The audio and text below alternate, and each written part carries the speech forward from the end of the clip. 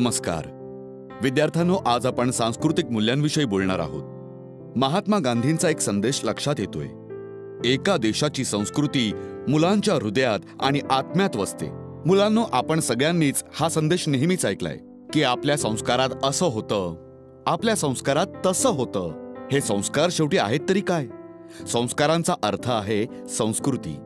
तर मुलांनो, संस्कृती काय आहे? संस्कृती एक विशेषता आहे, ज्ञान आहे, एका विशिष्ट समूहाच्या लोकांचे भाषेचे, धर्म, भोजन आणि सामाजिक सवयीचे। प्रत्येक देशाची संस्कृती ही प्रत्येक ठिकाणी भिन्न भिन्न असते, तरी पण सगळ्यात मोठी आणि महत्त्वपूर्ण संस्कृती आहे मानवता। आता तुम्ही सगळे हैराण असाल की हे शेवटी आहे काय? सगळ्यात पहिल्या आणि सर्वात महत्त्वपूर्ण संस्कृतीचा अर्थ आहे सगळ्या मनुष्यांप्रती सन्मान हवा। मग ती जात असो किंवा आर्थिक स्तर, मग ते तुमचे आई वडील असोत, भाऊ बहीण, मित्र, घरगुती सहाय्यक, उपयोगी कार्यकर्ता, सुरक्षाकर्मी, सन्मान सगळ्यांसाठी मौलिक आहे। संस्कृतीचा अर्थ आहे अंतराला पूर्ण इमानदारीने स्वीकारणं आणि म्हणूनच त्याचा सन्मान करणं। सगळ्यांची विचार करायची पद्धत वेगवेगळी असते, मतं वेगवेगळी असतात, आवड निवड, आणि म्हणूनच सगळ्यांचा सन्मान करणं महत्त्वपूर्ण होतं। सन्मानाची संस्कृती जगात सार्वभौम आहे, भले तुम्ही कुठल्याही पार्श्वभूमीतून या।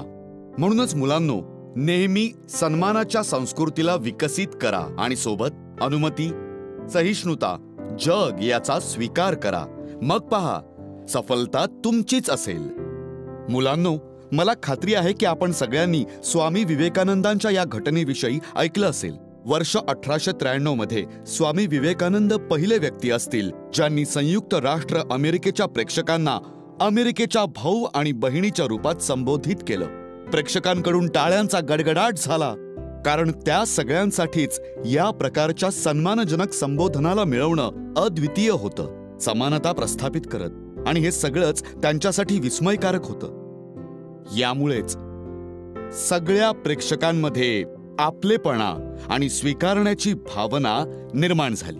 स्वामी विवेकानंद यांनी भगवे वस्त्र धारण केले होते, ज्यामुळे प्रेक्षकांना सुरुवातीच्या काही मिनिटांसाठी त्रास झाला, पण जसं त्यांनी आपलं भाषण सुरू केलं, प्रेक्षकांसाठी कुठल्याच गोष्टींचा अर्थ नव्हता।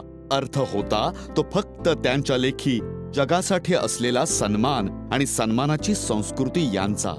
जर मला अजून उदाहरण द्यायचं असेल तर ते असेल डॉक्टर APJ अब्दुल कलाम यांचं। आपल्या काळातल्या सर्वात उत्तम राष्ट्रपतींमधले एक सर डॉक्टर कलाम। मी त्यांच्या जीवनातील एक घटना सांगू इच्छितो।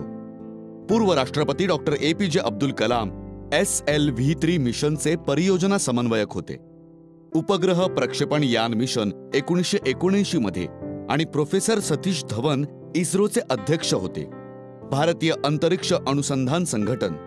आपल्या विवेकानुसार डॉक्टर कलाम यांनी सिस्टीमला बायपास केलं आणि त्या वाहनाला लॉन्च केलं, जे असफल झालं। शेवटी प्रोफेसर सतीश धवन यांनी एक प्रेस कॉन्फरन्सला संबोधित केलं आणि टीमवर झालेले सगळे दोष आपल्यावर घेतले। उत्तरदायित्व आणि जबाबदारीचा एक चांगला संकेत आणि महान सांस्कृतिक मूल्यांचे दान करण्याचे प्रदर्शन केले। आपल्या सांस्कृतिक मूल्यांशिवाय कुणीच आपल्या आत असे गुण नाही आणू शकत।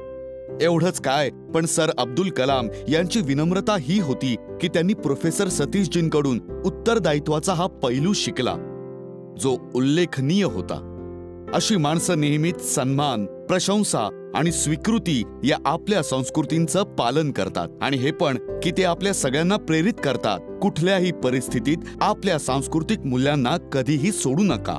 म्हणूनच मुलांनो, नेहमीच आपलं अनुशासन, सन्मान, विनम्रता आणि स्वीकृती यांचं पालन करा, आणि आपल्या सांस्कृतिक मूल्यांना कधी सोडू नका। उलट गर्वाने त्याचं तुम्ही पालन करा। Thank you so much.